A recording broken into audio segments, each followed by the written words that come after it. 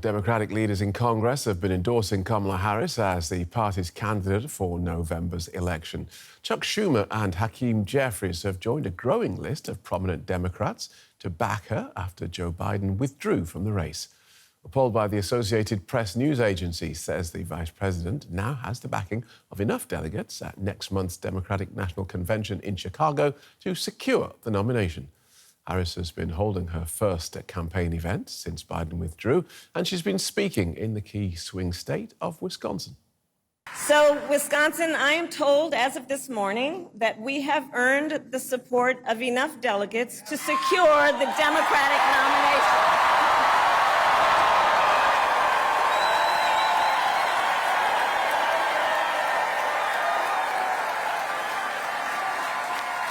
And I am so very honored, and I pledge to you I will spend the coming weeks continuing to unite our party so that we are ready to win in November.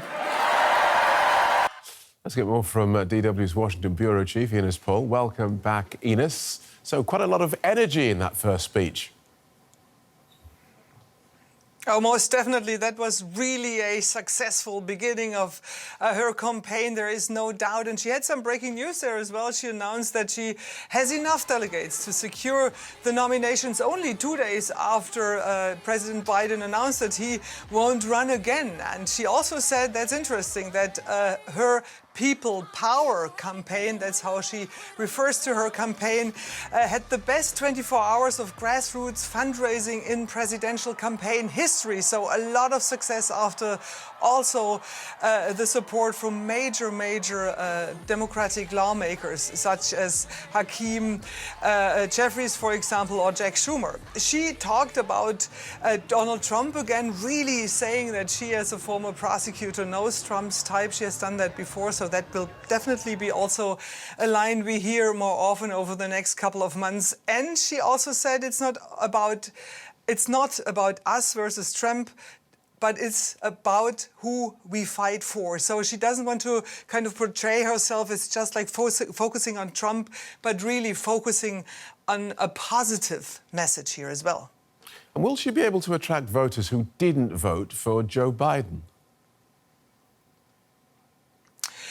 Well, you know, I mean, one of her main messages here was that she doesn't want to go back, but fight for the future. She, of course, is referring to Trump's MAGA slogan, "Let's make America great again." And with that, she talked about gun violence and that she wants to put out a gun control ban and ban assault weapons. But most and mainly, of course, she talked about reproduction rights. And this is where Donald Trump is vulnerable, because she promised to stop Trump's extreme abortion bans. And this is something what many, not only female Republicans, but also male Republicans might be able or might have a tendency to go rather with Kamala Harris than with Donald Trump.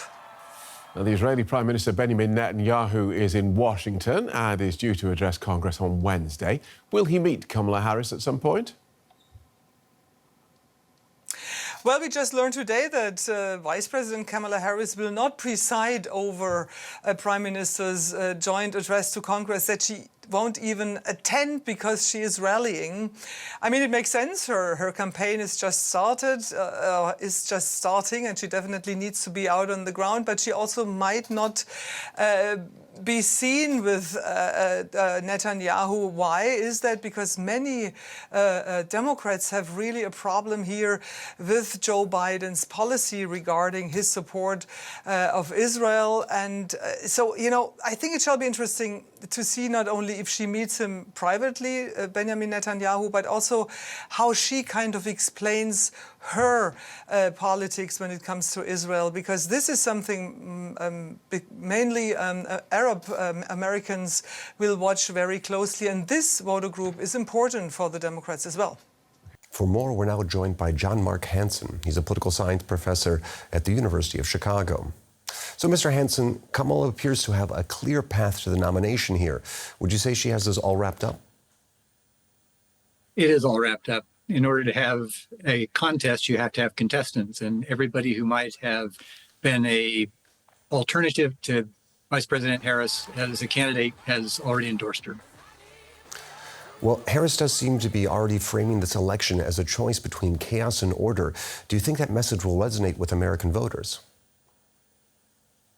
I think part of the message is to take people back to the Trump administration and what it was really like to live through the Trump administration.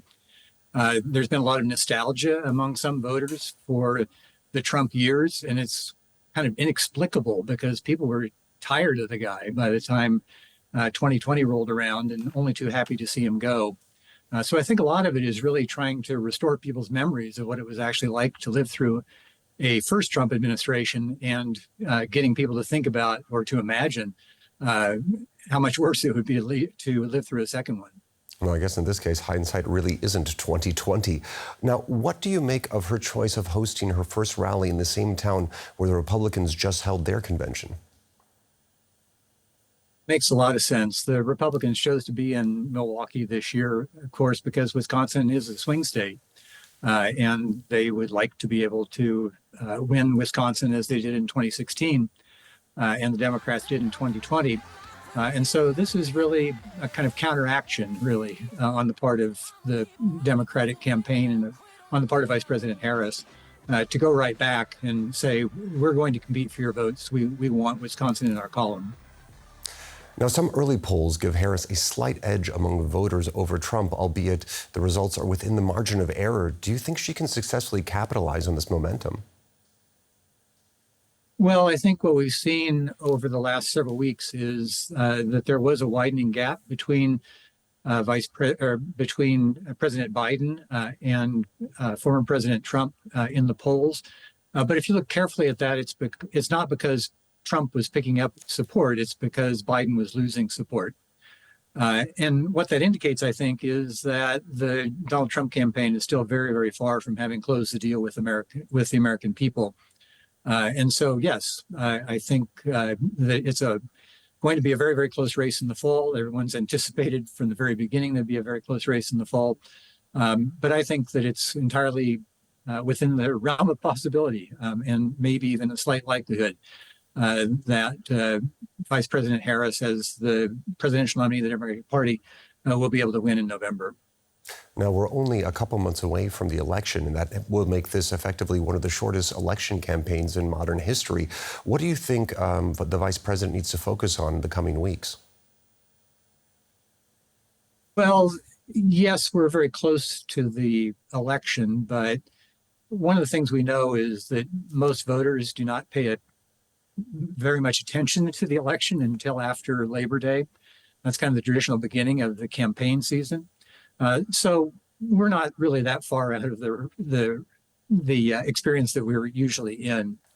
I think we're going to be hearing a lot of different messages, a lot of very focused messages from Kamala Harris in the weeks ahead.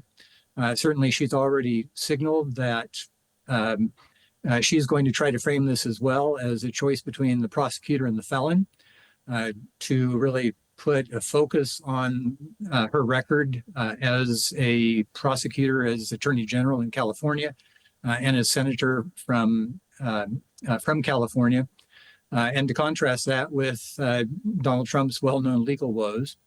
I think we're going to hear a lot from her about abortion rights and about the broader issue of the freedom of individuals to choose for themselves in the most intimate areas of their lives, rather than let a government, whether it's the state government or the federal government, decide those questions for them. And finally, I think we're going to hear a lot about January 6th. And I hope that the Democrats will frame that, particularly in the swing states, as not just a question of trying to overturn a legitimate election, but as a very personal thing where Donald Trump and the people around him tried to take away their votes, tried to take away the votes of people in those states, and say that they don't count because they weren't for me.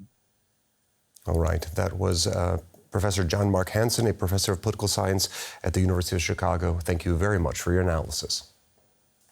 My pleasure.